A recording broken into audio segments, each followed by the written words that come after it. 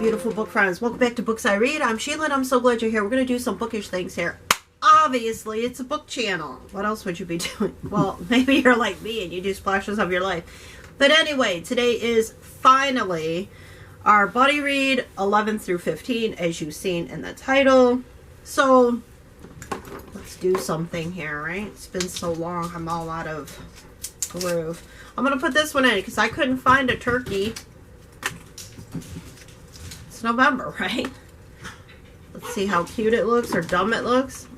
Aww, it looks so cute. I don't know. I don't have a viewfinder, so I don't know what it looks like. It's like, go back and edit. Alright, so this is The Demon King by Cinda Williams. Don't let me say her last name because I mess it up all the time. But this is chapters 11 through 15. Ooh, I feel like those are pulling on my glasses. Oh, and we have my husband here. He will participate when he feels like it. As always, if you've watched any of our other buddy reads. And if you don't like it, you know what you can do. Alright, anyway. I think that's it. Click, click. Click, click. Well, I know there's like 15 or 16 of you that are enjoying this book with us. Alright, so anyway. Chapter 11, it's called Sanctuary. What happens in this chapter? Well, I wrote down some highlights so I could remember. Han, that's his name, right? That is Han, yes it is. Okay, he gets his ass kicked. A little. A little bit. He gets it, obviously they think Han killed the Southies.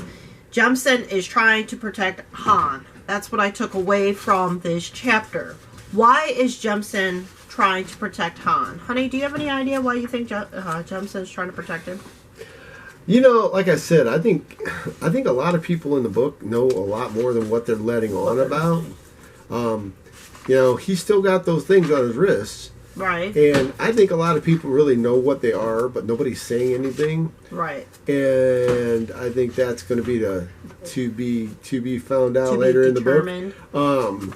Because he seems to, from the very beginning, had a high regard for Han, and he knows he's smart, and he knows he's capable. Right. And isn't this the chapter though where he jumped over the bridge? Yeah, he jumped off the bridge into the toilet water. Yeah. Yeah, and he stinks now. Yeah, now he's got a broken arm and he's all messed up. And didn't he show up at the temple, the sanctuary? Yeah.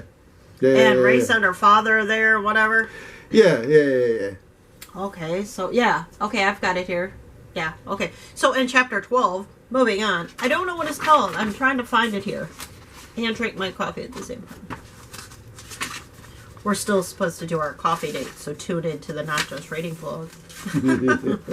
Today, because today is Friday. I know I don't say it in these buddy reads, but it's all right. It's my one. You guys can watch the Not Just Reading vlogs. There it is. Okay, so chapter 12, Bread and Roses. So this is where he shows up, and Han realizes that Raisa looks familiar, so does Eamon. Eamon's like, hey, you look familiar. Raisa's like, hey, you look familiar. He stinks like crap. So, really? But Literally. Raisa is there to donate stuff, her engagement stuff. Well, yeah, she's feeling bad because she's been raised in a bubble pretty much and doesn't know what life is really like. And Eamon's been trying to tell her, It's not what you You're think. in a dreamland, girly, because stuff ain't like you think it is. And when she gets out there, she figures out that the poor people are really poor. Yeah. So she's Shit's like, real. She's taking that extra crap that she doesn't want anyway and going to trade it for money for the people. Those are the suitor gifts or whatever. Yeah. So her dad is the guy that she runs it, that's going to trade this stuff. And Han discovers, as I just said, that Raisa's Raisa, and they're just all like, huh? You look familiar. So that's pretty much what this chapter is about. That's what I took. Did you guys take anything else from chapter 12 that we did not? I mean, there's a lot in fantasy, so we're just really touching on the surface here. So if you guys obviously have further questions or further discussion, please put it in the comments below so that we can go back and forth, obviously. And moving in the fantasy whole genre, I mean, right. You think about it, at the beginning of the book, we start off in some deep fantasy stuff where they've got, wizards and... Well, yeah, I had to read the first 5 chapters. Right, and they're starting, they're starting fires, and they've got amulets and this and that, and right now, for the last few chapters, it's just been, like, building up for her learning what life is really about. It really isn't really fantasy per se. It's just a regular story right now. But I think it's leading into something more. But I feel like there's a lot of details. You know, I gotta say, background in fantasy. I have to say, she builds. I mean, because I read a lot of fantasy, so she builds a lot on the whole base of the story. So she builds the characters real well. See, I feel like, okay, I read like the first 10 chapters of City of Bones, and I had to stop because that was fantasy. I can't like read any other books when I'm reading it's really hard for me to read other books when I'm reading a fantasy book. Because I'm just like, oh, there's so much here, there's so much background, there's so much details that I'm afraid if I read anything else, then I mix, you know. I just feel like fantasy is a little bit harder for me. I don't know.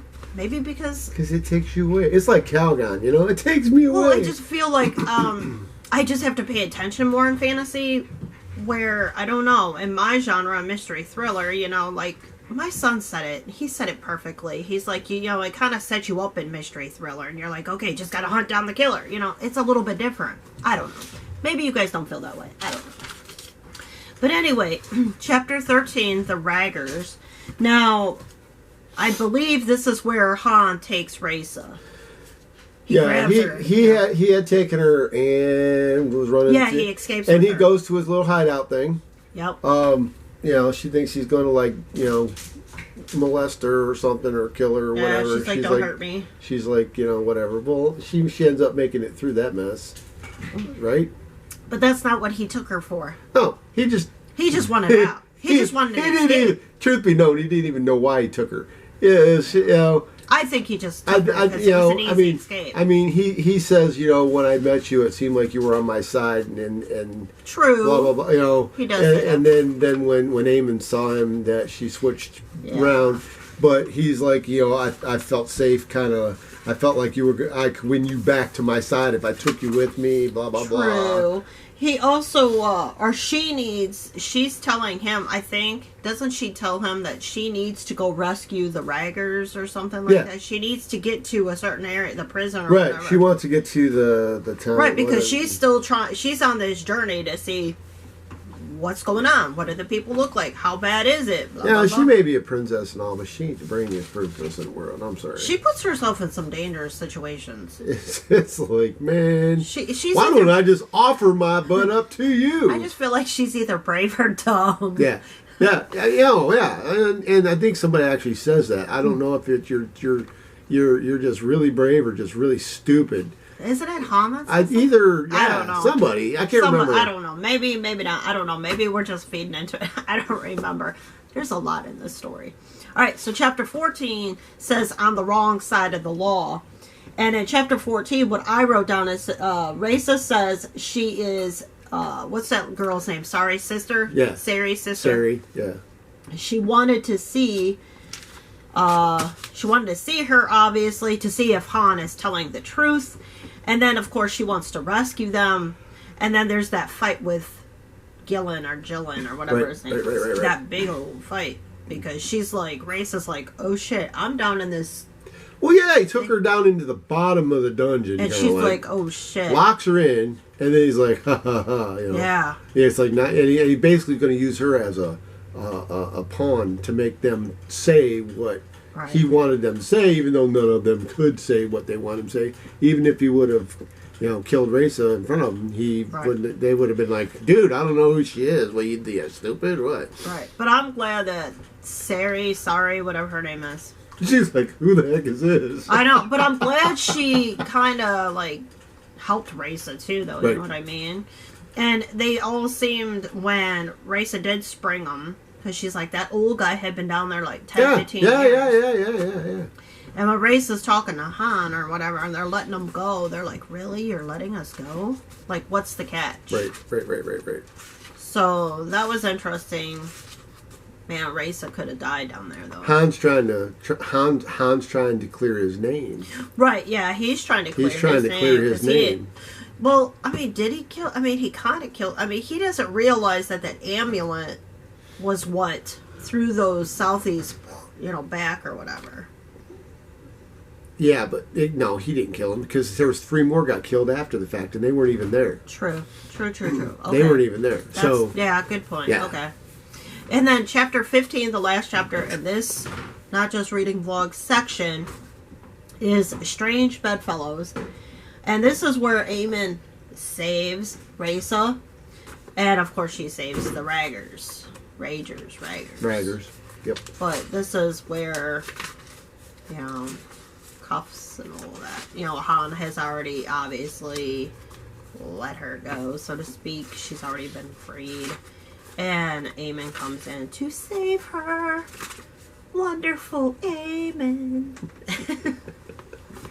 So, how do you feel about the characters?